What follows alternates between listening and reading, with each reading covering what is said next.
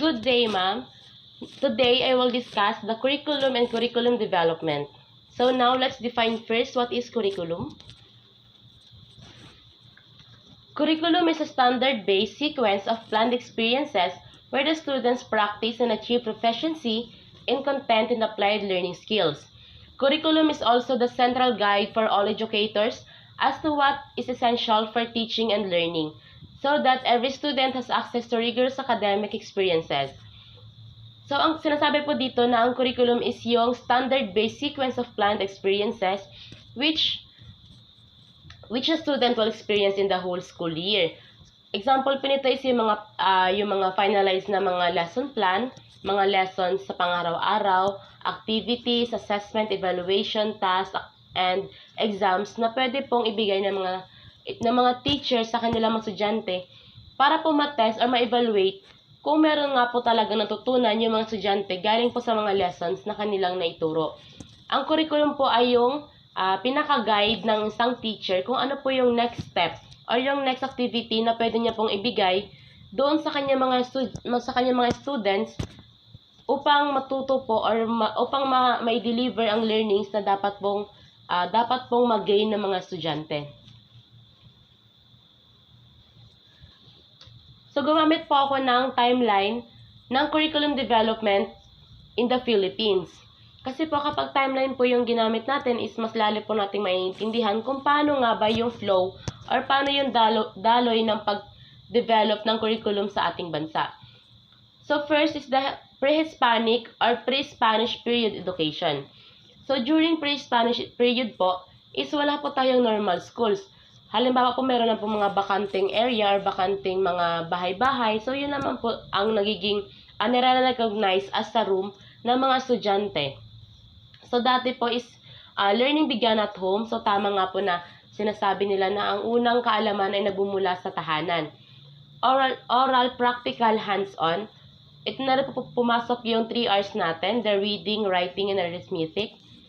The objective was basically to promote reverence for and adoration of Bathala, respect of laws, customs, and authorities represented by the parents and elders. So dati po, basic lamang po ang ating objective ng curriculum. Ito lamang po is para ipakilala lang po si Lord, i-respect po yung mga batas na meron sa atin, ang mga otoridad na meron din pong nangangalaga sa mga tao. Ito po ay tinuturo ng mga parents or ng mga nakakatanda. During the Spanish regime, establishment of school in the country. Friars established parochial schools linked with churches to teach catechism to the natives. So dati po is mga pari lamang po ang mga nagtuturo sa atin na connected din po sa church at ang kanilang tinuturo po is yung catechism which the goal is to spread Christianity. Education was privileged only to Spanish students. So, dati po mga Spanish students lang po yung may mga karapatang mag-aral, unlike po ngayon na kahit anong lahi ka po, kahit ano pong estado niyo natin sa buhay, is maaari po tayo mag-aral. 19th century, public education for the natives. Educational decree of 1863 required establishment of 1 primary school for the girls and 1 for the boys in each major town in the country. So, dati po, nag-establish na rin po ng tag-iisang school para sa babae at isa rin po sa lalaki. So, ito po is meron lamang po yung mga major town ng ating bansa. For example po, dito sa Pilipinas, the major town is yung Manila. So, that time po, Manila lang po ang may karapatan na magkaroon ng mga schools or ng education. Unlike po ngayon sa panahon natin na kahit saan po, kahit pa sa mga liblib na lugar, is naabot na po ng education. At meron na rin po mga kanya-kanyang classroom. Kahit po hindi ganun kagandahan, at least meron siyang nare-recognize as a school. Establishment of the normal school for the training of teachers. So, nagkaroon na rin po ng schools para po matrain po yung mga teachers na sila rin po yung magde-deliver ng learning in the future. At Spanish language po ang ginagamit na language or ng lingwahe upang ituro po sa lahat ng estudyante. Subjects based on the Royal Decree of 1863. Ito po yung mga subject na meron lamang po dati. Language includes the Latin, Spanish grammar and literatures. history, the universal in Spanish, mathematics, arithmetic, algebra, trigonometry, and geometry, philosophy, rhetoric, logic, and ethics, geography, and philosophy. So, kung mapapansin po natin yung iba po sa mga, halos lahat po ng mga subject noon is meron po tayo ngayon. So, ibig sabihin po, tayo po ay naka-anchored pa rin doon sa mga subjects na unang itinuro at pinagpapatuloy na naman po ngayon.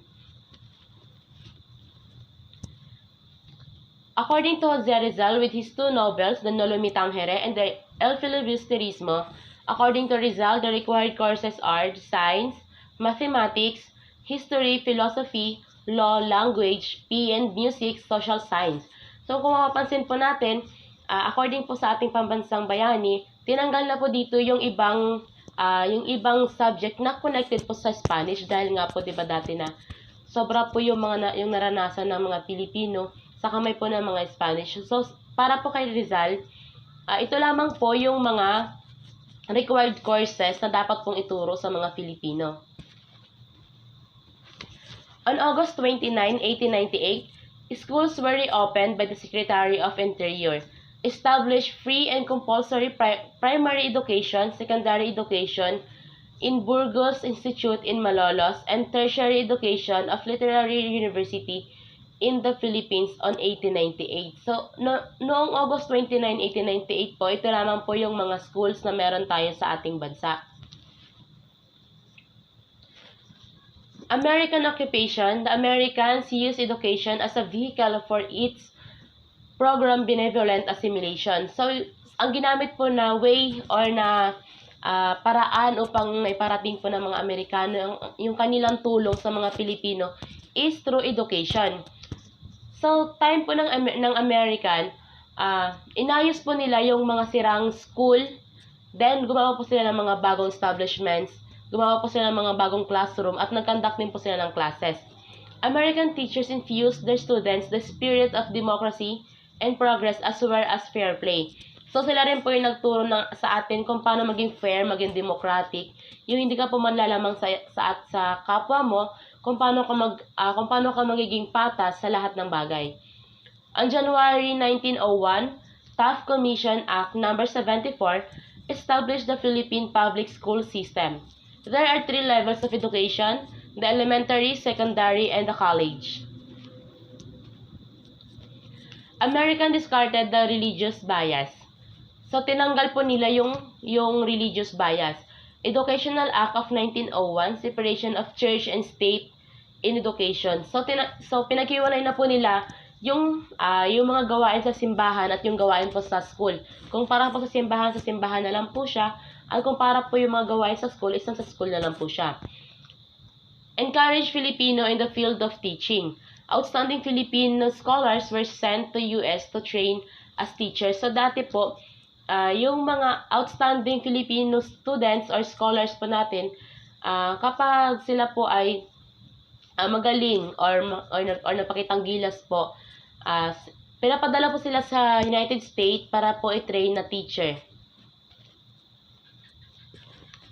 Curriculum Primary Education. So, ito po yung mga subjects sa primary education, yung mga unang subject na itinuturo po sa atin.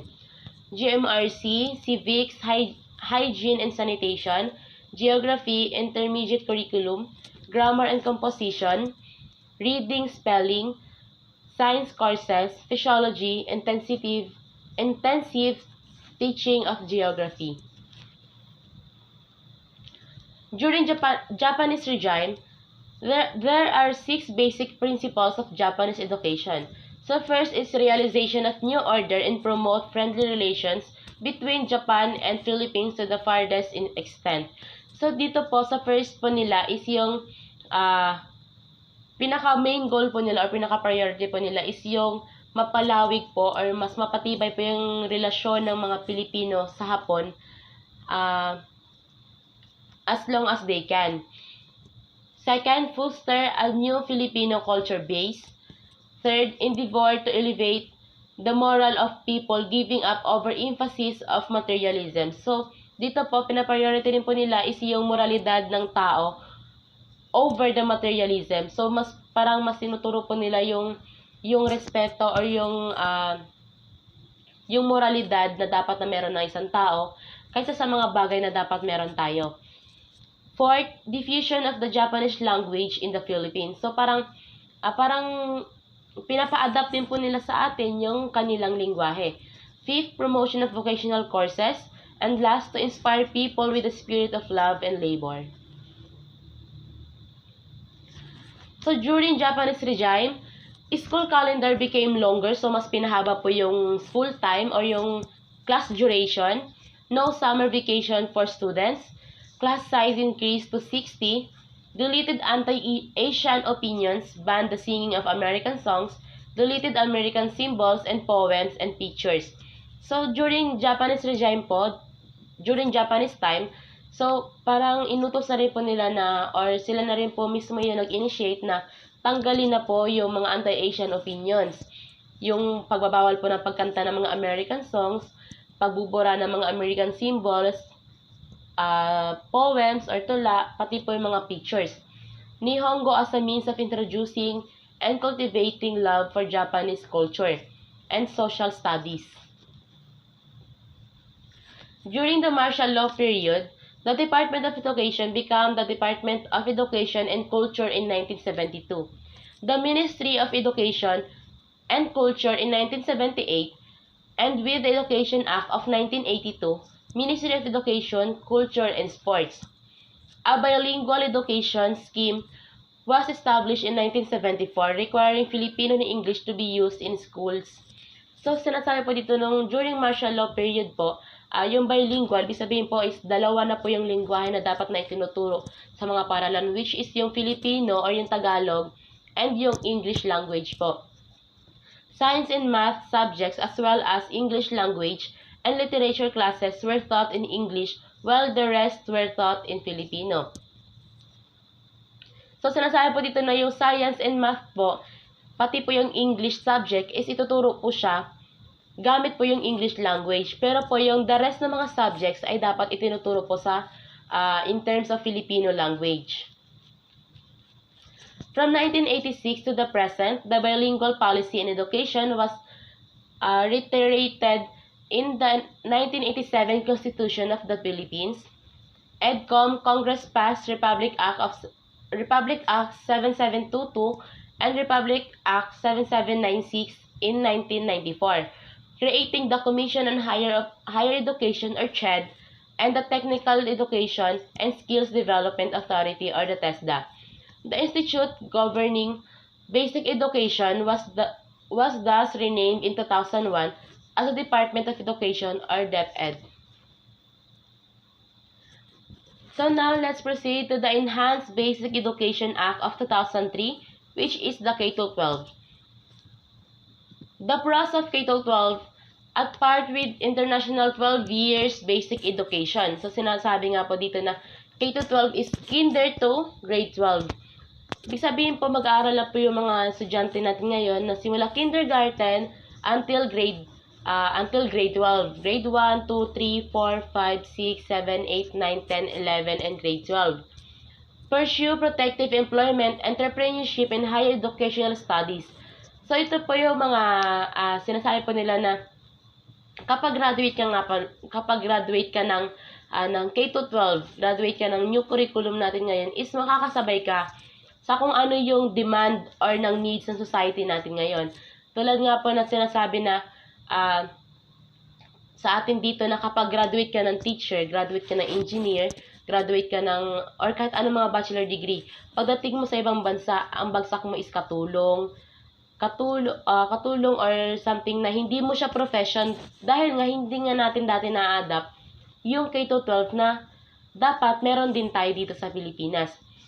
Graduates is expected to be equipped with 21st century skills. So, inaasahan din po ng ating Department of Education or ng CHED na lahat po ng graduates ng K-12 is equipped na po para harapin yung mga challenges ngayong 21st century. Di ba po ngayong century natin, which is 21st century, is medyo crucial na, medyo risky na. So, inaasahan po na lahat ng graduates ng K-12 curriculum is handa na pong humarap or handa nang makipag-participate, to engage in demands of society. So there are the cons of K-12 sees as a burden for average Filipino family. So ito nga po yung sinasabi na kahit na rin yung magulang ko sinabi na rin na dagdag taon na naman, dagdag pasakit na naman sa mga magulang na imbis 4 years ka lang sa high school, mag-a-add na naman ng daragdag na naman ng another 2 years. Bali, magsi 6 years na po sa high school, then 6 years sa elementary. So, 12 years na pag-aaral na naman. Na imbis na college ka na, pero grade 12 ka pa rin. So, yun po yung sinasabi nila parang dagdag pabigat sa mga Filipino family. It does not address the basic problems of education, the classroom, chairs, books, or others. So, hindi rin nga po ito, hindi rin po nakatulong yung K-12 curriculum para masolusyonan yung mga basic problems na meron sa mga schools, tulad po yung mga classroom, kakulangan sa mga classroom, kakulangan sa mga upuan, sa mga references, books. Pero ngayon po, sa lugar namin, kagaya po sa lugar namin, is lumalaki po yung population ng Brooks Point. So, mas dinagdagdagan po yung mga classroom doon. May mga another building na naman po ngayon na bagong gawa para ma-address po yung basic problems of education. Dahil nga po pataas ng pataas yung population ng mga mag-aaral. So, ito pong ginawa po ng DepEd is mas lalo po nilang dinagdagan yung mga classroom para po mas maging komportable, mas lalong ma-inspired yung mga estudyante na mag-aral na pumasok na hindi sila crowded, hindi sila naiinitan, yung ganun, mas magiging komportable sila sa bawat araw ng klase nila.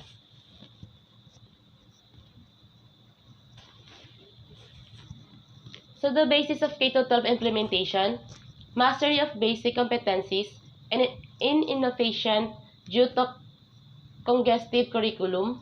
Philippines is the only remaining country in the Asia with a 10-year basic education program. So, kinuha din po ng Pilipinas yung K-12 curriculum dahil nga po tayo na lang po yung natitirang bansa na hindi po nag-a-adapt ng K-12 curriculum standard of education sa buong mundo. So, halos lahat po ng bansa sa atin is meron na, implemented na po yung K-12. Kaya po sa atin, sabi ko nga po kanina na kahit graduate kayo ng bachelor degree, kapag hindi ka graduate ng K-12 standard of education, is hindi ka po nire-recognize hindi po nire-recognize yung bachelor degree mo doon sa ibang bansa. Kasi kailangan po, pantay po tayo ng educational standard, which is yung K-12 curriculum po yung sagot dito sa problema natin. The K-12 curriculum, it is a learn-centered, inclusive and developmentally appropriate, relevant, responsive, and research-based, culture-sensitive, contextualized, and global, used for pedagogical approaches that are constructivist, inquiry-based, reflective, collaborative, and integrative. Adhere the principle of mother tongue-based multilingual education or the MTB-MLE. So, pagdating po ng K-12 curriculum is pumasok na rin po yung subject ngayon sa primary level, which is the mother tongue-based multilingual education, na kung saan po yung ibang lingwahe po is kailangan na rin pong pinag-aaralan ngayon sa primary level pa lang po. So, hindi ko to siya naabutan. Kaya ngayon medyo kapakapa naman sa mga language na dapat matutunan ng mga estudyante. So, ang K-12 po, before siya na-implement, is dumaan siya sa masusing research. Then, ito po kasi yung parang survey nila or yung lumabas po sa survey nila na parang response to the needs of society na dapat ma-implement din ito sa ating bansa para hindi po tayo nala-left behind ng ibang bansa. Para alam niyo na yung Pilipinas kasi is competitive na kaya natin makipagsabayan sa ibang bansa kahit hindi tayo ganun kayaman, hindi tayo ganun ka-progress kung ibabase po natin sa ibang bansa. So, there are curriculum tracks. The students after an ongoing senior high school can choose among 4 tracks. The academic tracks, technical, vocational, and livelihood, sports track, arts and design tracks. So, ito po yung mga basic curriculum tracks na ino-offer po sa atin sa senior high school. So, dati po ay sports track yung kinuha ko. Kaya po, pinagpatulag inline na po ako ngayon sa Bachelor of Physical Education para po yung learnings na natutunan ko po nung nasa senior high school ako is patuloy ko pa rin pong magamit hanggang ngayon. The academic track includes the following strands: the business, accountancy, and management, humanities and social science, science, technology, engineering, or mathematics, or STEM, and the general academic strand or GAS. So, kahit ano naman po ang kunin nating tracks, nung senior high school tayo, is hindi naman po ito hindi naman po ito nagiging basihan kung ano po yung kukunin natin in the college.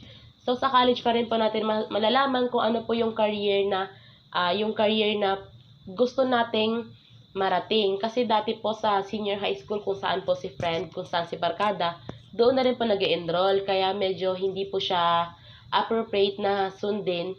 Kaya doon po nangyayari yung mismatch. Yung tulad nga po na nag-sports track ako, tapos ang kukunin ko is yung business. So, wala po yung subject ng business dati sa sports track. Unlike po nag-sports track ako dati, sinundan ko po yung, nag-inline po ako dun sa may dream ko na maging PE teacher. So, kinuha ko po yung BPE course. So, before I end, ito po yung quotation na nahanap ko. Education is the passport to the future, for tomorrow belongs to those who prepare for it today. So, according to Malcolm X. So, thank you for listening.